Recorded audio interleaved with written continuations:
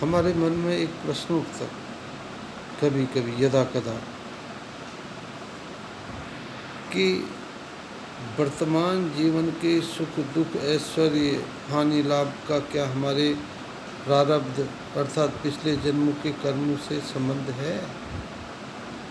कई बार हम जब हार थक जाते हैं, जिंदगी में अच्छा कर रहे हैं, सत्कर्म कर रहे हैं, सफलता प्राप्त नहीं होती है, संपदा धन एकत्र करने का प्रयास करते हैं, उसे कोई ठग करके ले जाता है और बार बार समस्याएं उत्पन्न होती हैं। क्या उनका संबंध पिछले जन्मों से है? तब हम ऐसा विचार करते हैं। तो उसी विषय में मैं आपके सामने ये विचार रखने जा रहा हूँ। ध्यानपूर्वक सुने, अंत तक इस वीडियो को देखें। शास्त्रों का क्या कथन है? धर्म की नज़रों में, धर्म के चश्मे से इस विषय में क्या प्रकाश डाला गया है?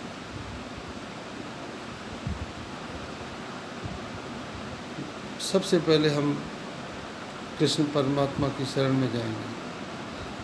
श्रीमद् भगवद गीता में कृष्ण परमात्मा कहते हैं, शुचीनाम श्रीमताम गेहे योग भ्रष्टो विजायते। मनुष्य, सत्पुरुष, अच्छा कर्म करने वाला पिछले जन्म में सत्कर्म करते करते अंत में या चूक गया हो, अन्यथा उसका समय पूरा हो गया हो और वो अपने लक्ष्य को प्राप्त नहीं कर पाया, अगले जन्म में वो प्रारंभ से ही उन सत्कर्मों को आरंभ कर देता है या ऊंचे कुल में जन्म लेकर के सुख और ऐश्वर्य भोगता है। तो इसका मतलब है कि हमारे वर्तमान जीवन की संपदाओं का संबंध पिछले जन्म के कर्म से है, निश्चित ही है। इसी विषय को आगे बढ़ाते हैं। मैं आपको इस संबंध में हमारे प्राचीन पुराणों की भागवत पुराण की कथा में आपको सुनाना चाहता हूँ। संबद्ध राजा बलि का नाम आपने सुना है, बड़ा आदर से लिया जाता है। महाराज राजा बलि उससे पहले जन्म में एक जुआरी था और उसके अंदर अनेक व्यसन भी थे। एक बार उसने जुए में धन जीत लिया और उस धन को लेकर के उसने एक सुंदर सी माला ली अपनी प्रेयसी के लिए, प्रियतमा के लिए, और कामांधा किम पश्यन्ति, और वो जो है उससे मिलने के लिए नीचे उसने रास्ता देखा नहीं, नज़र ऊपर थी, हाथ में दोनों हाथों में माला पकड़ी हुई थी सुंदर सी, और उस माला को लेकर के वो प्रेयसी की तरफ दौड़ा जा रहा था। संध्या का समय हो रहा था और नीचे पथरीला मार्ग था, पत्थर की ठोकर लगी, दोनों हाथ माला में लगे हुए थे और सीधा माथा जो है एक नुकीले पत्थर से लगा और वहीं जो है घायल हो गया और मरणासन अवस्था में पहुंच गया। जब उसकी ये स्थिति बनी तो उसने देखा, बेहोश हो गया, फिर होश आया तो उसने विचार किया कि अब उठना असंभव। तो उसने उसको एक पंडित जी की कथा याद आई, जिसमें पंडित जी ने कहा था, अगर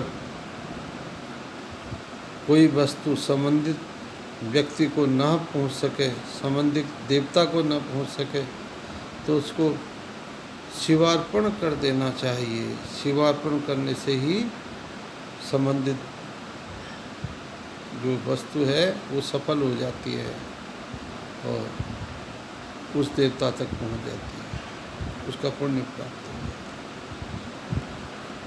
जुआरी ने सोचा ये माला तो जा ही रही है, अब मैं वहाँ तक तो पहुँच नहीं पाऊँगा, चलो इस माला को व्यर्थ जाने से अच्छा है कि उस शिव जी को अर्पित कर देते। तो जैसे ही उसने शिवार्पण कहा वैसे उसके प्राण पखेरु उड़ गए। और प्राण पखेरु उड़ गए तो महाराज यम के दूत उसको पकड़ करके यमराज के सामने उसको उपस्थित कर दिया।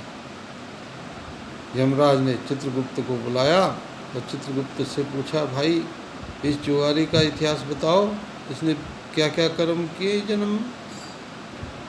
चित्रगुप्त ने कहा, महाराज जिंदगी भर इसने कोई अच्छा कार्य नहीं किया, ये जुआरी शराबी वैश्यागामी था,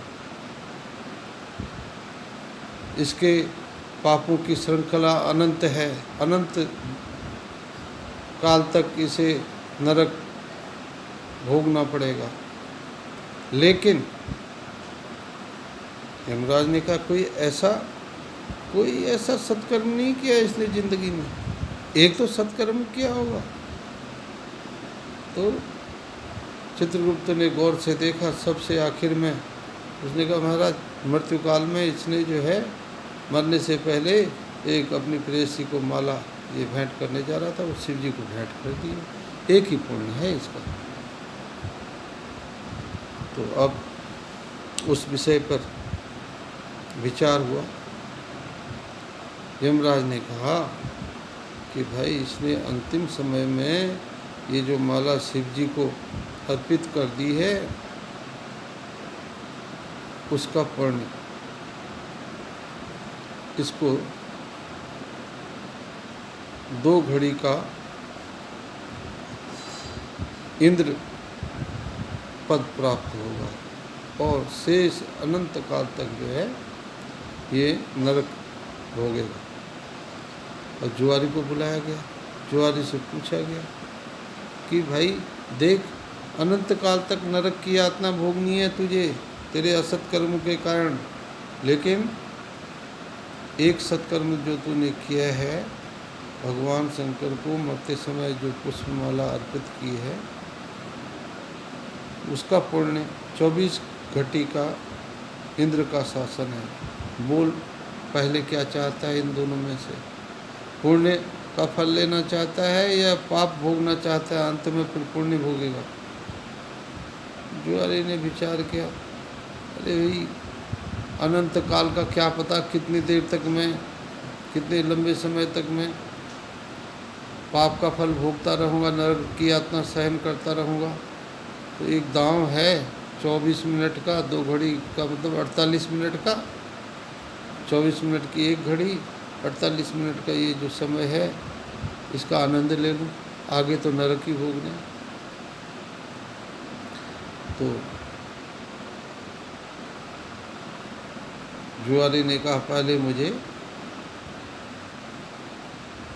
इंद्र का पद दे दो। अब जुआरी को ले जाया गया, इंद्र के आसन पर बैठा दिया गया।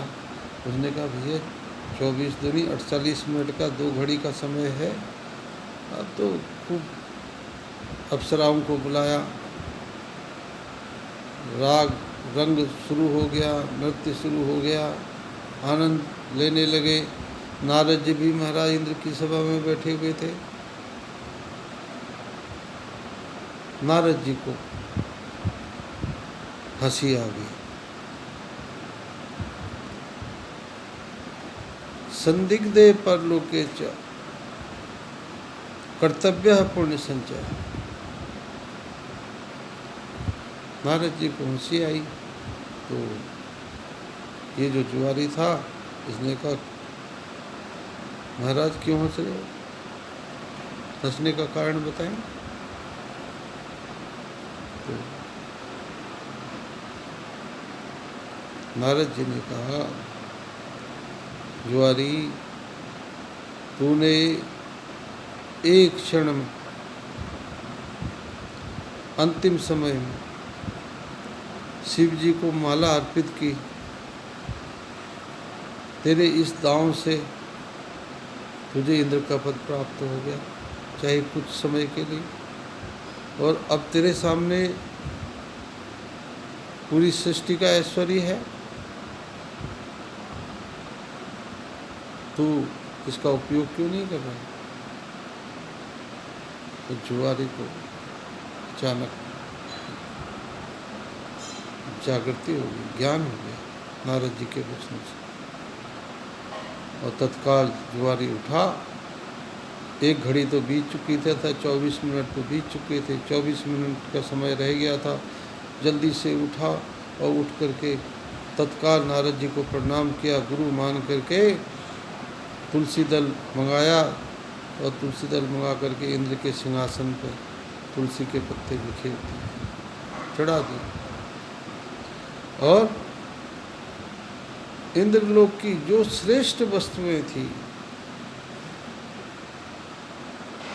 कपिला गाय है, कामधेनु गाय गोमाता, कल्प वृक्ष, ऐरावत हाथी, उच्चैश्रवा अश्व, इस प्रकार अनंत जो श्रेष्ठ वस्तुएं स्वर्गलोक में थी, वो जुआरी फटाफट ब्राह्मणों को, याचकों को देता चला गया। और 24 मिनट बाद, एक घड़ी बाद इंद्र आए तो उन्होंने देखा ना तो महल में ऐरावत हाथी है, न घोड़ा है, और ना ही अप्सराएं हैं, ना ही कोई ऐश्वर्य की वस्तु है, और सब की सब सेवकों ने बताया, महाराज वो तो सब ये जुआरी लुटा चुका है। इंद्र को बड़ा क्रोध है। इंद्र जो है जुआरी को पकड़ करके, 2 घड़ी का शासन समाप्त हो गया, पद से उठाया और ले गए साथ यमराज के। महाराज ये जुआरी तो वहाँ भी जुआ खेल गया, इसने सारी संपदा तो जुए में लुटा दी है, दान में लुटा दी है। यमराज ने भी बड़ा डांटा जुआरी को, तूने ये क्या कर दिया? लेकिन इसके बाद यमराज ने विचार किया, धर्मराज महाराज ने, अब ये नरक लोक का अधिकारी नहीं है, और इसे क्या पुण्य प्राप्त होगा, इस विषय में हमें तीनों देवताओं को विश्वास में लेना है। ब्रह्मा, विष्णु, महेश, यमराज, चित्रगुप्त और जुआरी को पेश किया गया। तो भगवान ने व्यवस्था दी कि भाई अब ये जुआरी अगले उसमें जन्म में बिना अश्वमेध किए ही इंद्र पद प्राप्त करेगा। तो अगले जन्म में राजा बलि देवलोक का इंद्र बने, बिना ही अश्वमेध यज्ञ के देवताओं से युद्ध करके उसने ये अर्जन किया, पद प्राप्त किया। तो इसलिए जन्म जन्मांतरों के पुण्यों के फलस्वरूप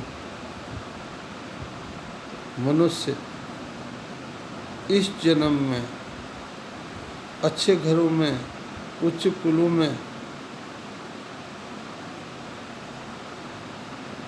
जन्म लेता है, और उन्हीं कर्मों के परिणाम स्वरूप जो है ऐश्वर्यवान, भगवान की भक्ति में 4 चांद लगाता है, श्रेष्ठ कर्म करता है।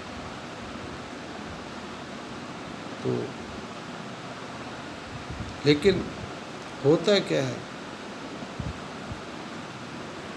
हम जीवन में जब भी दुख, कष्ट या दुख और कष्ट आते हैं तो हम भगवान या परमात्मा की व्यवस्था को कोसने लग जाते हैं, और ऐश्वर्य और सुख आता है तो हम स्वयं का गुणगान करने लग जाते हैं, क्योंकि विष्णुर माया भगवती यया सम्मोहितम जगत। भगवान विष्णु की माया से हमारे प्रारब्ध और वर्तमान के बीच में एक माया का पर्दा ऐसा है जिससे हम ये ज्ञान नहीं कर पाते कि हमारे ये जो कर्म हैं हमारे सामने आ रहे हैं, दुख, रोग, अशांति, इसका संबंध हमारे पिछले कर्मों से भी है, या ऐश्वर्य, सुख, संपदा, सम्मान, पद, संसार में नाम, दान, दया, धर्म, इनका संबंध हमारे पिछले कर्मों से भी है। अगर ये ज्ञान हो जाए तो निश्चित रूप से हमारे मन में सदैव शांति, सहजता, परमात्मा के प्रति विश्वास और धर्म में आस्था और दानशीलता सदैव बनी रहेगी। इसलिए शास्त्रों ने कहा है, संदिग्धे परलोके च कर्तव्य पुण्य संचय। अरे भाई, नास्तिक मार खा जाता है। धर्मात्मा व्यक्ति को अगर एक बार को ये भी मान लिया जाए कि परलोक की अवस्था नहीं है, दूसरे जन्म की, जन्म जन्मांतरों की ये जो श्रृंखला ये ना मानी जाए, तो धर्मात्मा व्यक्ति अगर होगी तो उसका उसे लाभ प्राप्त होगा। ना होने की अवस्था में भी संतोष तो सदैव व्याप्त रहेगा। इसलिए हमें सदैव धर्म का संचय करना चाहिए। धर्म के संचय का मूल आधार है दान। जब हम दान करते हैं, दान के अनेक प्रकार हैं, तो निश्चित रूप से संसार में और परलोक में परमात्मा की सन्निकटता और ऐश्वर्य दोनों प्राप्त करते हैं। ओम नमः शिवाय।